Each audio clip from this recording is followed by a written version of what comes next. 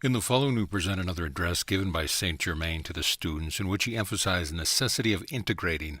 the four lower bodies before they hope to rise to the ascended master consciousness.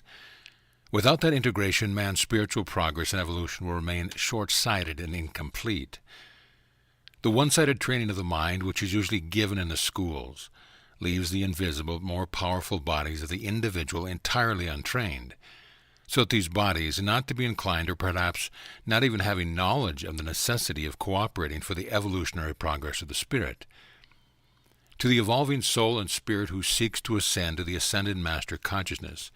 and tries by various means to achieve this goal of unity with perfected thought and feeling, I offer the following instructions. As the four lower bodies are contributing factors to the fluidic consciousness, which in unascended beings is in a state of constant change, we must see that to rise into the ascended master consciousness, we must have the control of and cooperation from these four sources that are constantly qualifying the individual consciousness of the life stream. As Serapis indicated, for the plane to rise, the four engines must be in complete unison as to revolutions of the propellers, the power of the motors, and the efficacy of the individual engines in order to unite completely with the power of the other contributing engines, that their united impetus might transcend the law of gravity. Due to the uneven development of the inner bodies, it is more of a task to raise and harmonize one than the other, and the particular inner vehicle requiring the greater treatment varies according to the aspirant's development through the centuries. For instance, many devotional life streams find their emotional bodies easily tuned into the spiritual currents, whereas the physical and mental bodies often lag behind.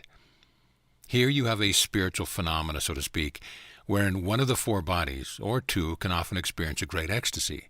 which vibrates but little through the others, and this does not, as a rule, have a lasting and permanent effect, because of the weight of the other bodies, not having been raised to a transcendent place where they were not completely submerged in the higher consciousness, affect adversely the transcendent experience. This has happened time and again when individuals have experienced emotional ecstasy.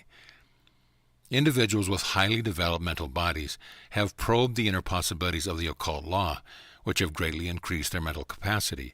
but which are oftentimes never experienced in the emotional body to any extent.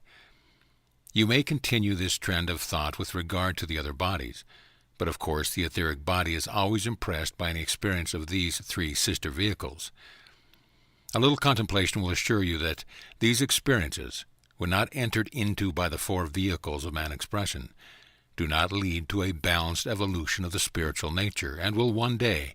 require the training and preparation of the lagging vehicle in order that the four may enter the chamber of devotion and aspiration at once, and kneeling simultaneously before the risen host, accept the spiritual communion. In preparation for your meditation and contemplation, it is therefore to your greatest advantage to secure the conscious cooperation of your physical, mental, emotional, and your etheric bodies. Self-analysis will truly reveal to you the various vessels that require more preparation and tuning up than the others which are naturally prepared for the contemplative period. Then, by devoting a little more time to the raising of the recalcitrant members of the team, you will move the entire consciousness of the life stream into the higher octave. You will find then your contemplation more satisfactory and its resulting effect more lasting, and you'll also be a greater service as a conductor because the fine vibrations playing equally through the entire set of vehicles will be of great assistance in developing them toward a more godly expression. Now, having prepared your nature for the inrush of the divine consciousness from your own higher self, or an ascended being, you come to the truth that it is only vibration of thought and feeling which changes, and that you enter the higher octave consciously and at will, by raising the vibration of your four bodies to a point where you enter the vibratory action all around you that is ever present, and to which you can tune yourself by sounding the same keynote as that to which the ascended master consciousness is vibrating. For instance, take kindliness. The spirit of kindliness is ever present. It is not something that must be drawn from beyond the farthest star, but the life stream, desiring to have this consciousness filled with kindliness, merely raises the vibratory action of his inner body and finds it in the room in which he is sitting. The air is filled with the substance of kindliness, and that as he tunes in toward it, the vibratory action of kindliness rushes toward him, and when they meet, the life stream experiences the cosmic feeding which kindliness is. This is the same with purity, wisdom, love, and the various God qualities, just as the music is within the room, but requires a mechanical contrivance to draw the vibratory action downward to a point where the physical ear may hear it. So is the kingdom of heaven at hand, requiring but the conscious attunement of the inner bodies that you may experience in as mechanical and scientific a way the fullness of the octaves of light as you hear a program over the radio. In the following discourse, the following same trend of thought, Saint Germain added the following: Many an ascetic man who obeyed the law of abstinence, who mortified the body and died in a hair shirt, but who did not perform the mortification of the feeling and mental body, has not risen as high as one more lax in fleshly things, but more strict in the sublimation of the soul. Think it through, for on death you don't take your physical body with you, you take your soul. Many a man in a monastery, many a woman in a convent, performing certain abstinence and mortification of the physical body,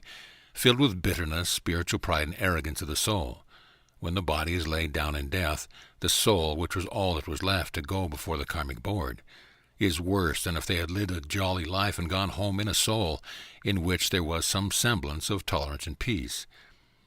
There is a balance in the law. Moral and ethical obedience to the fleshly law of right living are good and are to be commended if they make faith in the soul endurance in the consciousness and purity in the nature. But if they build up frustrations and cause scars on the soul, better that they had never been. So be it.